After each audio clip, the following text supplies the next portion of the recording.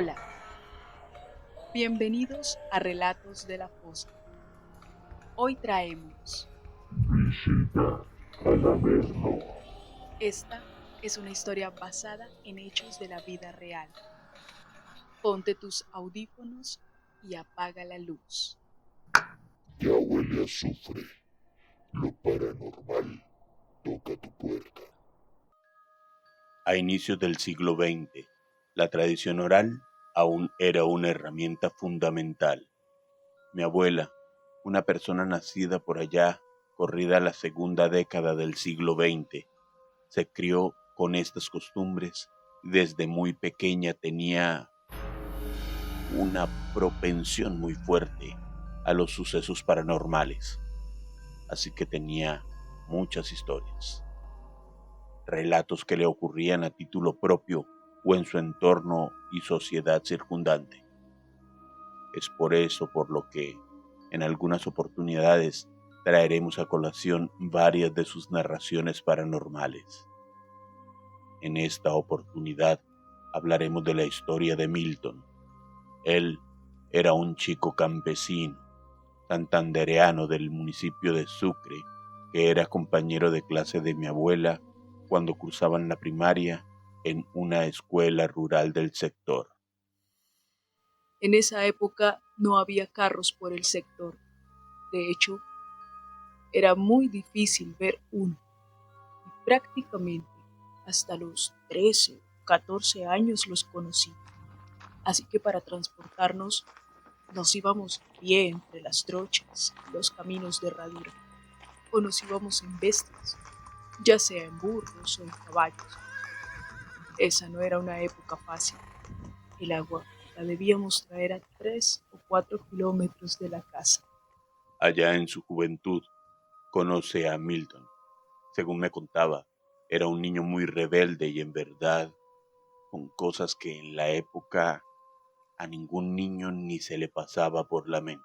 Con decir que le faltaba el respeto muy constantemente a su mamá, y en varias ocasiones llegó a levantarle la mano.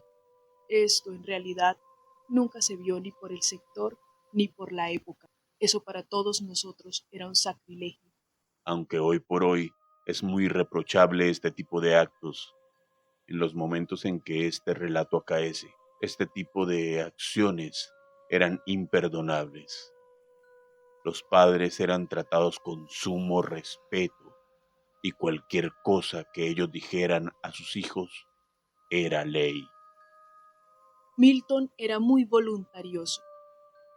Un día su mamá, que para poder mantenerlo a él y a sus hermanos, siendo ella la cabeza de este núcleo familiar, después de la muerte de su esposo, trabajaba cocinándole a gran cantidad de jornaleros de las fincas circunvecinas.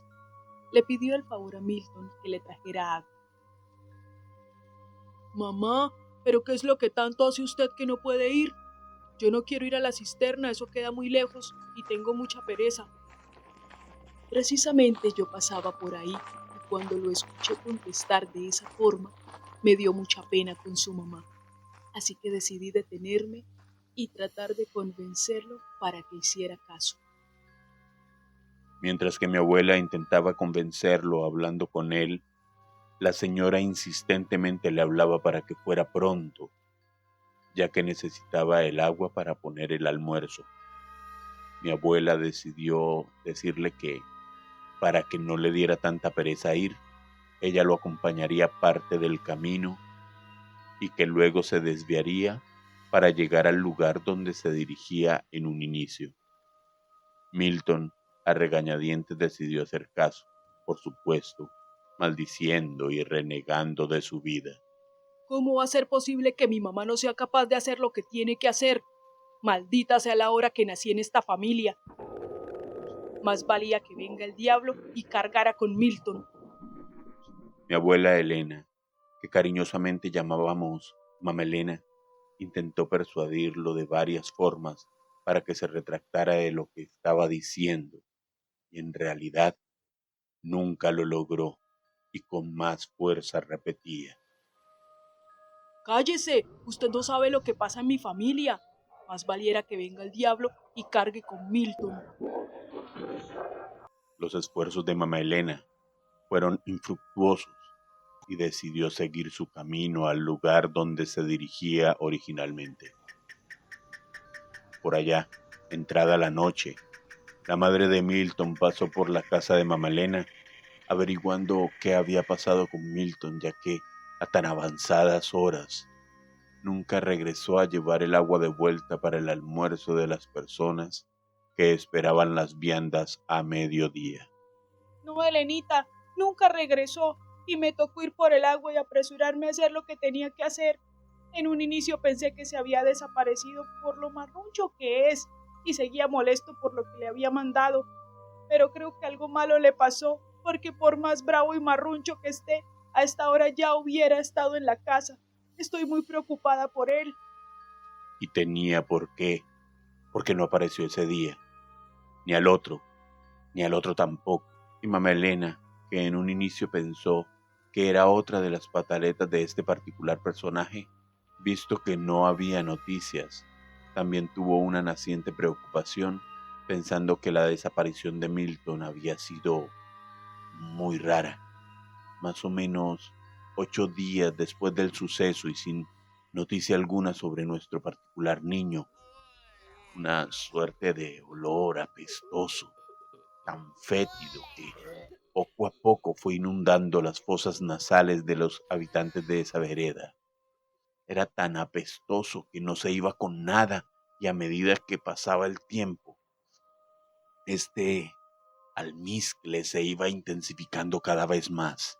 Los vecinos decidieron buscar el origen de la pestilencia y después de tanto buscar, encontraron a Milton.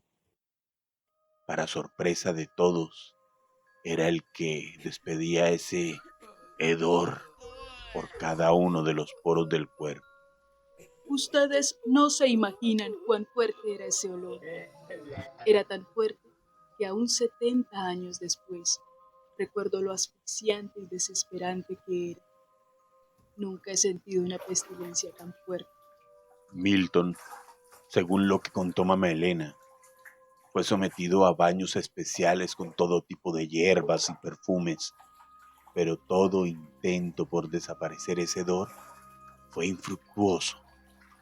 Estaba muy mal. Parecía que a medida que transcurrían las horas, se iba secando más y más. Yo me fui con Elena por el camino de herradura, y cuando ella se separó y se fue por otro lado, yo seguí para la cisterna, muy molesto por lo que tenía que hacer, y cuando llegué, empecé a sacar el agua de mala gana, maldiciendo por mi suerte. A lo lejos me di cuenta que venía un señor bien presentado, en un caballo muy grande e imponente. El señor venía vestido de negro, con un sombrero y una capa que cubría parte del caballo, que también era negro azabache, con un galope grandioso. Eres Milton y me estabas llamando.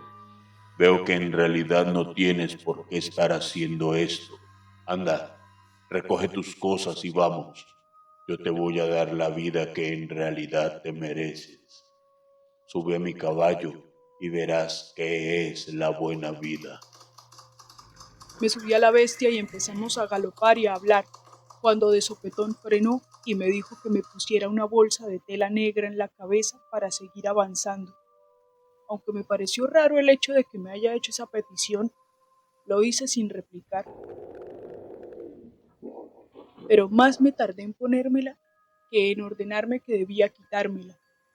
Cuando me descubrí la cabeza y divisé a mi alrededor, el primer pensamiento que se me vino a la cabeza fue: ¿cómo podía ser que estando tan cerca de este lugar como lo que dura un abrir y cerrar de ojos literalmente, porque nunca lo había visto, si me ufanaba de conocer todos los alrededores y este lugar era muy hermoso y grande e imponente? Podría ser la hacienda más grande de toda la región.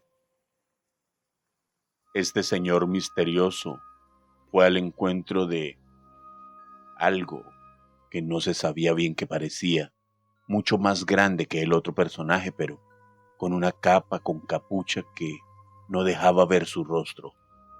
Su cuerpo era bastante extraño, con con unos pies que, aunque no los vio muy bien, parecían pezuñas. Musitaron varias cosas mientras que observaban a Milton. El caballero, que en un inicio se contactara con Milton, se dirigió hacia él y le puso todo el terreno a su disposición. Yo omití todo detalle raro o poco entendible y me puse feliz con este ofrecimiento. Lo primero que hice fue conocer la casa.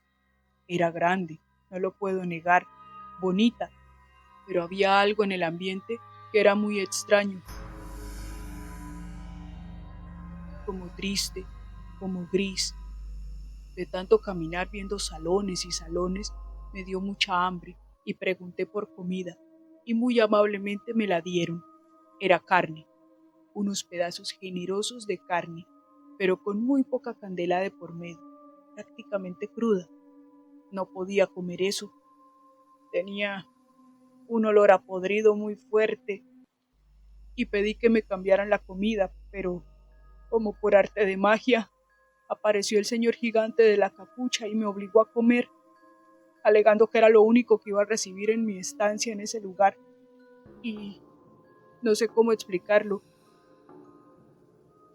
Con su mirada oscura y a pesar de esto, sin nunca verle el rostro, solo con su mirada, sin necesidad de tocarme, me obligaba a coger la carne, abrir la boca y comer a borbotones, masticando como si fuera el mejor manjar.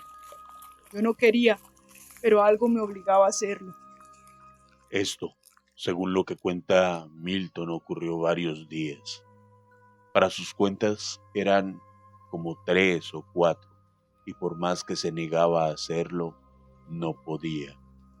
Recorrió muchos espacios en este lugar intentando escaparse por cualquier recoveco, pero siempre se devolvía al mismo punto como si fuera hechicería, como si ese lugar estuviera embrujado, maldito, y a medida que transcurría el tiempo se asustaba cada vez más.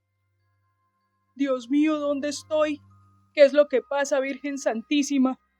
Yo repetía mucho esa frase porque necesitaba recibir protección, y qué mejor que mi Diosito y la Santa Madre. En muchas ocasiones recibí golpes y regaños por esto. Un día observé por una ventana cómo un grupo de mujeres desnudas rebuznaban como burros y se comportaban muy raro, comiendo pasto como animales. Yo le pregunté al hombre que me llevó que ellas quiénes eran y me dijo que eran ganado. Ese es el ganado de donde sacamos la carne que usted con tanto ahínco se devora. Virgencita Santísima, auxilio. Se me salió nuevamente la súplica y en respuesta recibí un bofetón muy fuerte, porque para ellos lo que yo decía era blasfemia. Blasfemias. Solo blasfemias es lo que este niño vocea a grito herido. Sácalo o yo mismo me encargo de él. Es más, déjalo donde lo encontraste y que todo el mundo se entere de que sí existimos, que estamos cerca y que estamos expectantes y vigilantes para lo que es menester. Sácalo de aquí, he dicho. Según lo que nos narró Milton, ese señor grande y terrorífico le ordenó al que lo llevó que lo devolviera y nunca supo cómo apareció nuevamente en la cisterna. Pero ahí estaba, con ganas de llegar a la casa de su mamá para pedirle perdón. Pero según él no tenía los alientos suficientes para hacerlo y quedó desmayado hasta que lo encontraron diciendo que olía feo, que por supuesto que era así. Pero él no sentía ningún olor fétido, como decían. Él lo sintió solo allá, donde estuvo, ya que estando ahí, lo único que respiraba era aire fresco. Mamelena nos contó que después de que apareció Milton, no duró vivo sino unos pocos días, y que su conversión fue inmensa. Todo el tiempo ofreció excusas a todos por todo aquello que les hubiera podido incomodar y oraba todos los días. Su olor nunca se pudo disipar Fue enterrado en el lugar más lejano del cementerio de ese entonces. Investigando un poco sobre el acontecimiento, podemos deducir que en muchas ocasiones dejamos de creer en la representación diabólica del mal, pero existe en realidad, solo que no obtenemos todo el tiempo una verificación tangible al respecto y por eso dejamos de creer y de esto se aprovecha el mal para, desde otras formas y representaciones, hacer daño a las personas que están despreocupadas por ahí, por lo que el infierno, aunque haya menguado su presencia, como afirmaba Borges en su clásico ensayo La duración del infierno, necesariamente sigue existiendo en el mundo católico como el lugar para pagar los pecados y crímenes de la vida terrenal, tomado de escielo.conicet.cl. Los nombres mencionados en este relato han sido modificados. Si te gustó la historia, suscríbete en nuestro canal. Activa la campanita en la opción Todos para que no te pierdas nuestros estrenos. Dale pulgar arriba y comenta. Si tienes una historia paranormal que quieras compartir con nosotros y que quieras escuchar en este canal, escríbenos a nuestro correo electrónico, el cual dejaremos en la descripción del video y propenderemos porque la escuches próximamente aquí en Relatos de la Fosa. Tenemos una cita para la próxima semana. Que duerman. ¿Para qué miento? Este canal se creó para despertar tu miedo y no dejarte dormir. Stone